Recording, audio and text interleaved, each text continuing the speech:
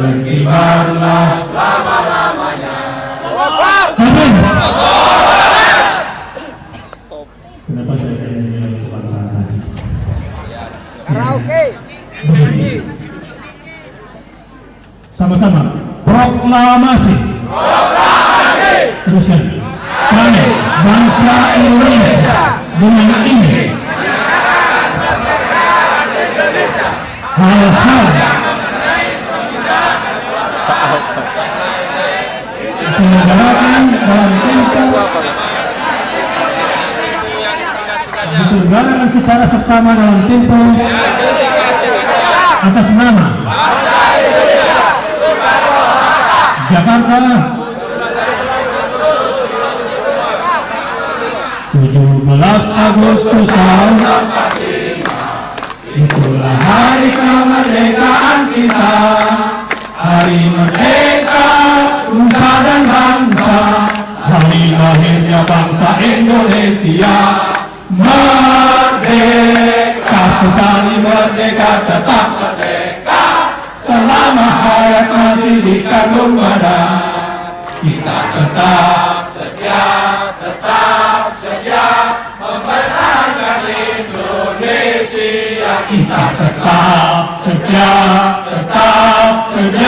membela negara kita. Sampai ini kiblat bangsa. Kenapa saya bilang? Karena kadang-kadang perbedaan ini sifatnya sebetulnya tidak substantif. Ini soal opini yang sedang mereka ambil, bahwa Islam itu dikesankan anti NKRI, anti kebinekaan, anti nasionalisme. Saudara-saudara, saya ingin ingatkan kembali bahkan pidato Bung Karno bahwa Indonesia adalah negara penyambung antara proklamasi yang terbuka dengan bahasa Republik Indonesia adalah satu kesatuan yang tidak dapat dipisahkan.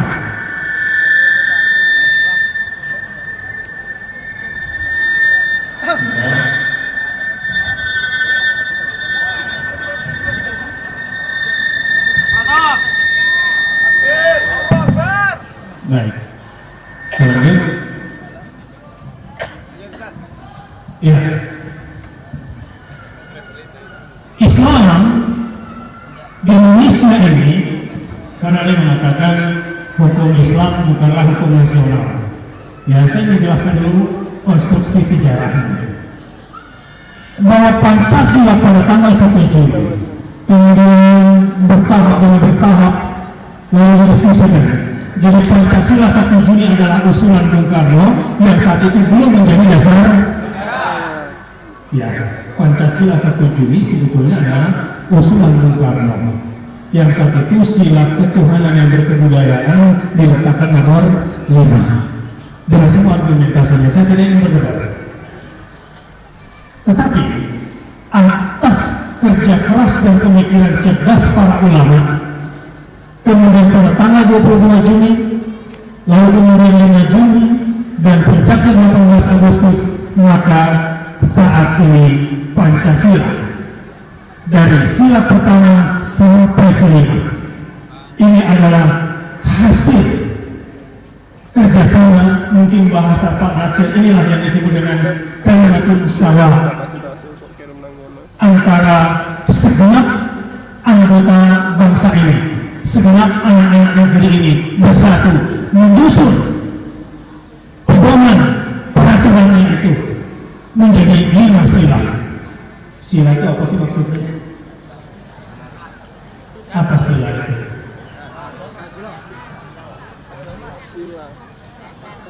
Dasar boleh. Apalagi? Adalah peraturan yang dipedomani oleh bangsa ini, yang tidak boleh sila-silanya bertentangan dengan kesusilaan. Dan disinilah kemudian dibentuk 5. Yang pertama adalah ketuhanan yang Maha Esa. Umat Islam memang tidak ingin menjadikan Indonesia sebagai negara agama, karena umat Islam sadar betul la ikraha fid din, tidak ada paksaan untuk beragama. kebiasaan bagi umat muslim untuk menjalankan agama Islam, sehingga ulama-ulama para pendiri bangsa ini tidak ngotot ingin menjadikan Indonesia sebagai negara Islam. Setuju? Begitu juga perjuangan Kiai Haji Ahmad Dahlan. Bagaimana kemudian Muhammadiyah berkembang dengan dakwah-dakwahnya. Tapi yang luar biasa Allah pilihkan memang untuk Muhammadiyah, yaitu utama di bidang pendidikan dan kesehatan. Itu dua pilar penting untuk kita sebagai peradaban. Dan insya Allah setelah ini bukan cuma Maida, insya Allah perjuangan ekonomi khususnya juga di bidang kesehatan yang berkaitan dengan ekonomi Muhammadiyah, rumah sakitnya harus lebih bagus lagi dari rumah sakit mereka. Dan semua universitas Muhammadiyah pun sudah ada berskala internasional dan umumnya sudah berskala nasional, dan kualitasnya tidak kalah dengan kampus-kampus negeri. Amin. Hidup Universitas Muhammadiyah. Saya kembali.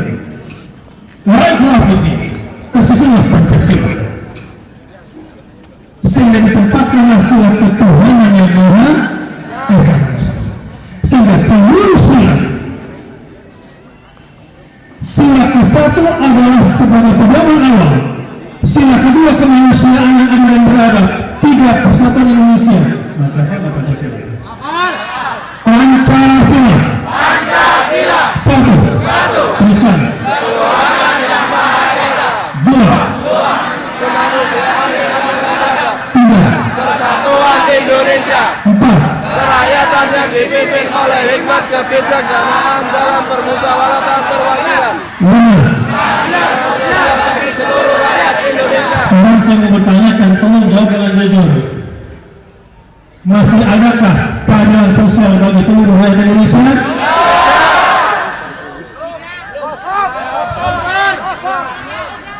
Saya mau tanya di sini dulu. Apakah keadilan sosial bagi seluruh rakyat Indonesia masih ada?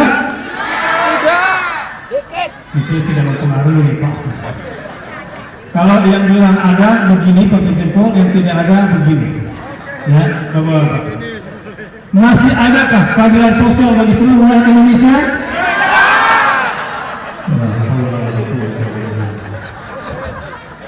Ini bahaya.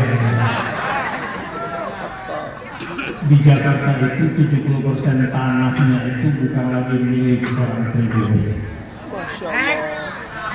Ini sebetulnya sebuah kegelisahan sedang terjadi. Tapi jangan cuma bisanya marah-marah. Tapi alhamdulillah umat Islam adalah umat yang cinta damai. Meskipun hak-haknya sekarang sudah tidak diperhatikan secara berkeadilan, tapi umat Islam 411 damai atau tidak? 212 damai atau tidak? Sekarang saya tanya, jangan zalim. Berdasarkan hati nurani yang paling jujur, tolong jawab. Kerakyatan yang dipimpin oleh hikmah kebijaksanaan dalam permusyawaratan perwakilan. Saya jelaskan dulu. Nanti saya mau tanya, masih ada atau tidak? Saya mau tanya. Kerakyatan artinya Indonesia adalah negara yang kedaulatannya di tangan rakyat, bukan di tangan orang-orang tertentu saja. Betul?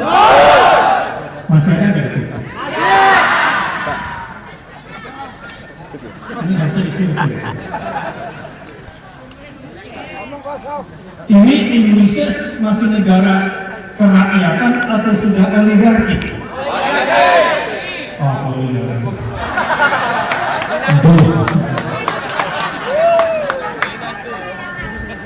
Pokoknya tidak boleh pokoknya. Oligarki itu adalah kepemimpinan hanya di tangan-tangan tertentu saja. Ibu kalau duit.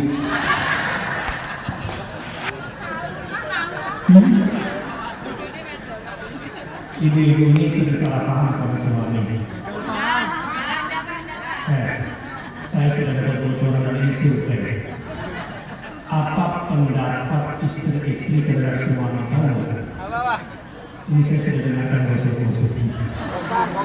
Ya, kata ini kesalahan terbesar suami adalah satu, pelit. Betul? Soal. Coba. Yang setuju suami itu pelit angkat tangan. Sudah masuk. Nggak pelit suaminya. Ternyata Rasulullah ini baik-baik. Kalau kesalahan kedua suami di mata istri, egois. Betul? Yang setuju suami-suami egois.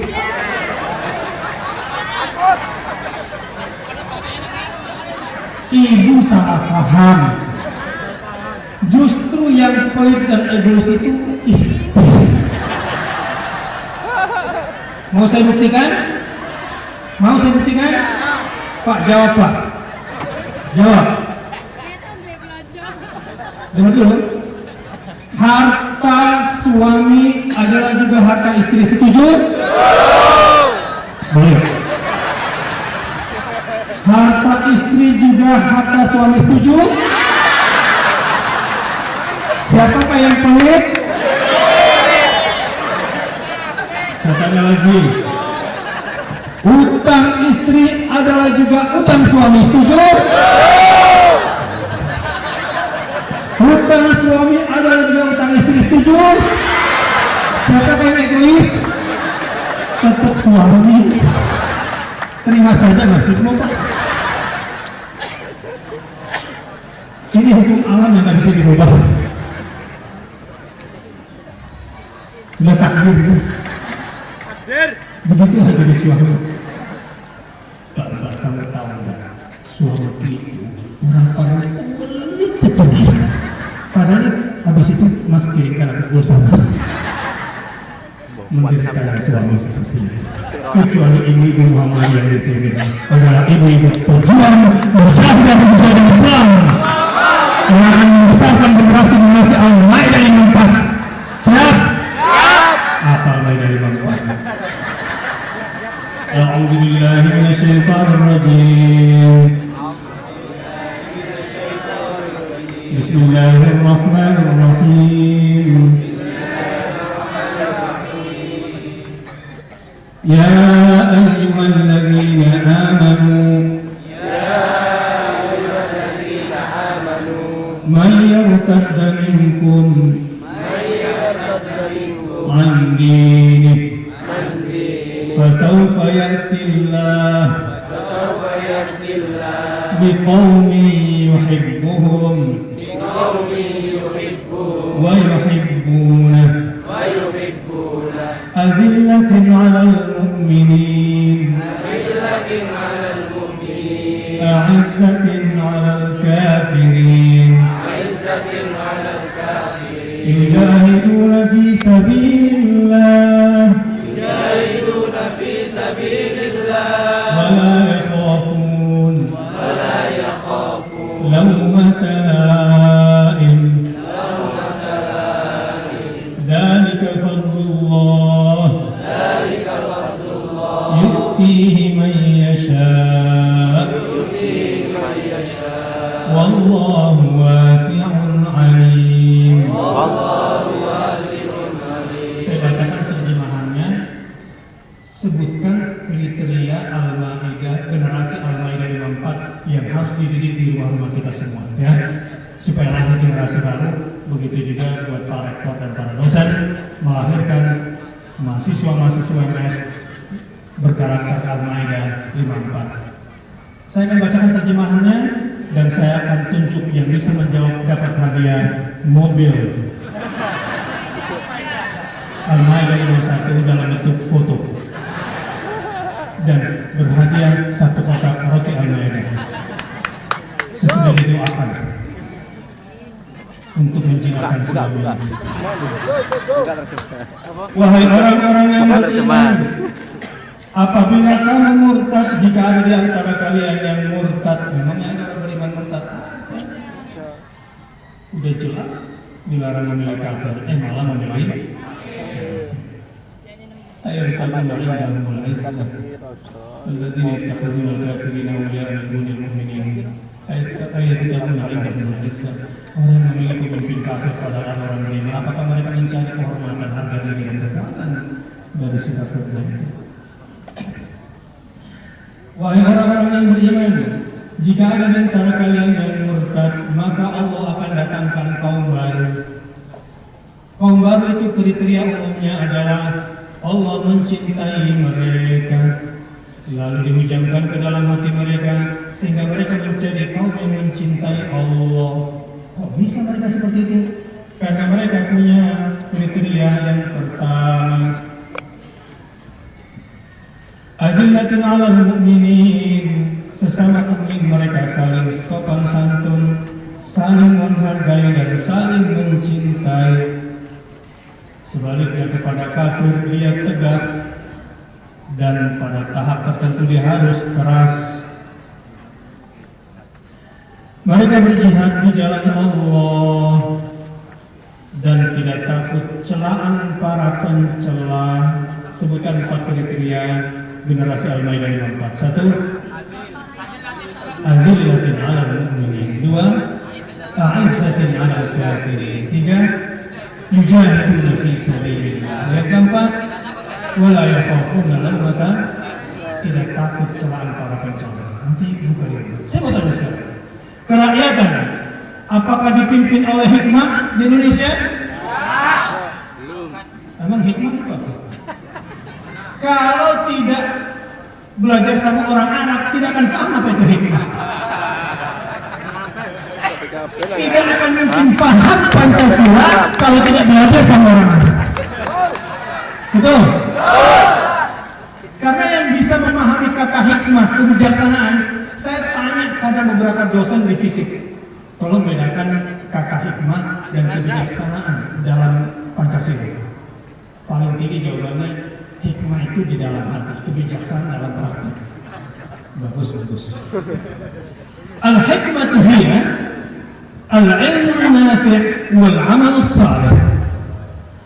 Orang yang berhikmah itu adalah orang yang berilmu tinggi tapi bermanfaat ilmunya dan diimplementasikan dalam bentuk amal saleh sehingga dia disebut dengan orang berhikmah. Contohnya Luqman al-Hakim.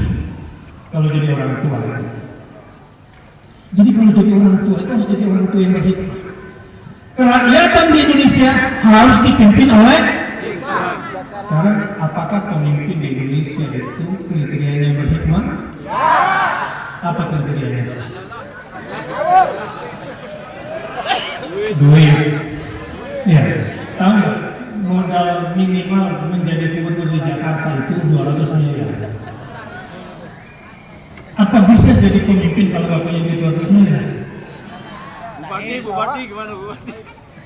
Ini saya bicara Jakarta karena Surabaya sudah bagus lah. Ini lagi curhat sebetulnya. Dalam permusyawaratan, apakah pemimpin di Indonesia dipilih berdasarkan musyawarah? Ciri organisasi di dalam Islam adalah syura. Tidak ada syura, maka tidak ada Islam di organisasi itu. Apakah berdasarkan perwakilan? Jadi pertanyaan saya sekarang adalah, apakah surat 4 ini masih ada? Nah, ini masalah nggak buat negeri ini? Ini yang disebut kiblat bangsa mulai sebetulnya bukan cuma di Indonesia, di rumah juga sih kadang-kadang. Ibu-ibu, siapa yang punya masalah anaknya susah ke subuh, susah ke masjid sholat subuhnya, katakan. Punya anak laki-laki tetapi malas sholat subuh di rumah, katakan. Siapa yang suaminya malas sholat subuh turun ke masjid? Sekarang saya mau kasih tips. Bagaimana caranya supaya anak rajin sholat subuh ke masjid? Mau? Karena sekarang pasca 212 ini Allah kasih nikmat besar kepada orang Islam Indonesia. 1. Orang Islam Indonesia sudah diberikan izzahnya. Harga diri umat Islam sudah bangkit nggak? Rasa harga diri umat Islam sudah bangkit atau tidak? Kehormatannya dengan agamanya sudah bangkit atau tidak? Kedua, Allah sudah sedang beri sekarang persaudaraan Islam di Indonesia. Kita dipersaudarakan, betul? Dan ada lagi yang ketiga, semangat 12-12 adalah setiap ada event subuh sekarang bukan cuma melebihi sholat Jumat, tapi melebihi sholat Idul Fitri. Tapi anak-anak kita termasuk begitu kan? Di Surabaya siap meramaikan sholat subuh berjamaah di masjid? Siap. Caranya begini, satu, penghasilannya, makanannya harus halal. Kalau penghasilannya haram, susah sholat itu. Yang kedua, mana yang sering Bapak lakukan? Nak, cepat tidur ya sayang, supaya besok tidak telat sekolah. Atau yang kedua, nak cepat tidur, supaya besok kita bisa sholat berjamaah di masjid. Mana yang sebetulnya ditanya pulang kerja? Bapak-bapak, kalau pulang kerja gitu ya, yang ditanya ke anak yang mana? Yang pertama atau kedua? Ibu-ibu banyak bertanya anak. Ibu pulangnya setelah Isya, tanya sama anak, nak sudah kerjain PR atau belum? Atau yang kedua, sudah baca Quran tadi hari Selasa? Yang sering ditanya yang mana? Ini kesalahan-kesalahan di dalam rumah. Buat apa pergi sekolah kalau tidak sholat? Tidak akan pernah bisa berkah ilmu anak-anak kalau tidak baca Quran tiap hari. Siapa yang sejak Ramadan sampai sekarang belum khatam baca Quran? Jujur. Siapa yang sejak Ramadan sampai sekarang belum pegang Quran lagi? Ini bangkai-bangkai berjalan, penduduk kuburan yang berkeliaran. Li'annahum la yastajibuna ma Allah wa rasuluh. Mereka tidak menyapa seluruh Allah dan Rasulnya yang menghidupkan kehidupan mereka yang sesungguhnya. Saudara-saudara, jadi nah itu diingatkan dan cara bangun subuh anak-anak harus bagus. Assalamualaikum. Memang jasadnya mengorok, tetapi insya Allah kalau malam sudah dinasihati, ruhnya menjawab. Dia akan menjawab, waalaikumsalam. Baru kemudian ucapkan salam sama Assalamualaikum, waalaikumsalam, dan dalam salat subuh. Dan jangan marah-marah. Salat subuh, kamu masuk neraka. Anak tiba-tiba malaikat ini malaikat Malik kata dosa. Walaupun hidup tahun walaupun hidup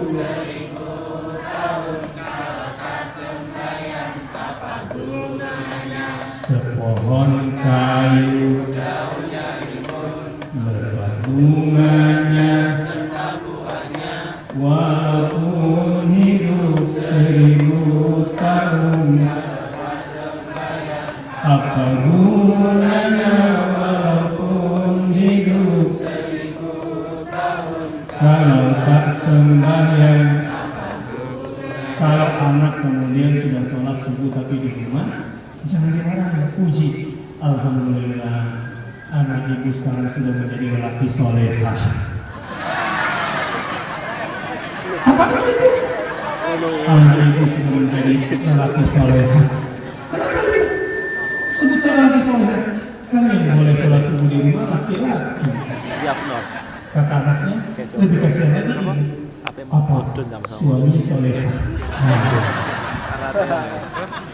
Siap sholat subuh berjamaah? Fal-mughirati subha fa'asarna bihi naqa'a fawasatna bihi jama'ah. Kalau anak-anak mudanya, bapak-bapaknya sholat subuh berjamaah akan lahir pasukan-pasukan subuh. Di dalam surat Al-Adiyat sudah perang adalah kavaleri subuh ketika sudah memacu kudanya fa'asarna bihi naqa'a, maka debu-debu berterbangan. Dan spesialisasi kavaleri subuh ini adalah fawasatna bihi jama'an, menyerang kekuatan musuh langsung dari jantung tengahnya dan diporak-porandakan. Itu kalau sholat subuhnya berjamaah. Kalau kesiangan subhan ya Allah Alhamdulillah mataharinya semakin keras menegur kita semua. Dan saya ingin agar kulit-kulit ibu tetap putih, gitu ya, supaya kita bisa jumpa lagi setelah ini, ya. Tapi saya ingin tekankan, mulai hari ini siap jihad ekonomi, siap belanja di warung tetangga, siap membeli produk-produk orang-orang Islam. Tidak ada satu konglomerat pun bisa hidup di Indonesia kalau umat Islam pemilik terbesar pasar ini memberikan mereka. Sari roti Pak Suci. Dan sebentar lagi Maidah akan siap belanja di warung tetangga. Mahal-mahal dikit tidak apa-apa. Enggak ada perjuangan. Di Indonesia boleh utang. Di warung tetangga boleh utang. Siap belanja di warung tetangga. Siap beli produk umat Islam. Siap bersatu di jihad ekonomi. Dan kalau ke rumah sakit terutama orang kaya, saran saya datang ke rumah sakit Muhammadiyah. Ngapain ke Singapura? Dokternya belum tentu menjadi agen syifa dari Allah Subhanahu wa Ta'ala. Betul?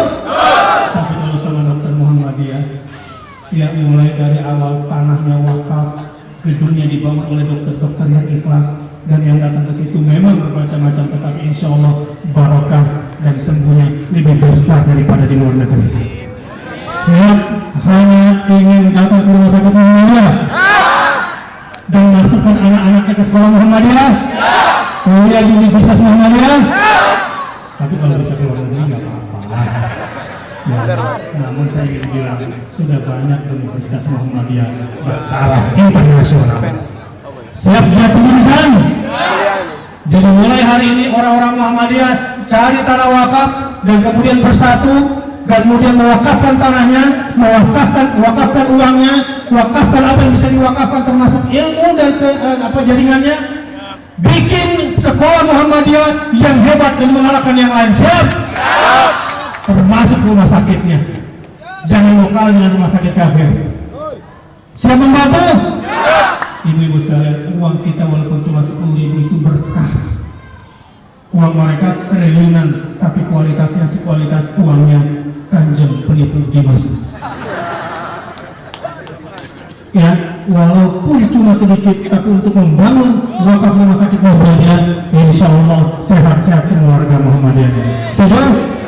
Aku melihat dan astagfirullahaladzim. Subhanallah wa bihamdika asyhadu an la ilaha illa anta astaghfiruka wa atubu ilaik. Wassalamualaikum warahmatullahi wabarakatuh. Allah Akbar. Allah Akbar. Allah Akbar.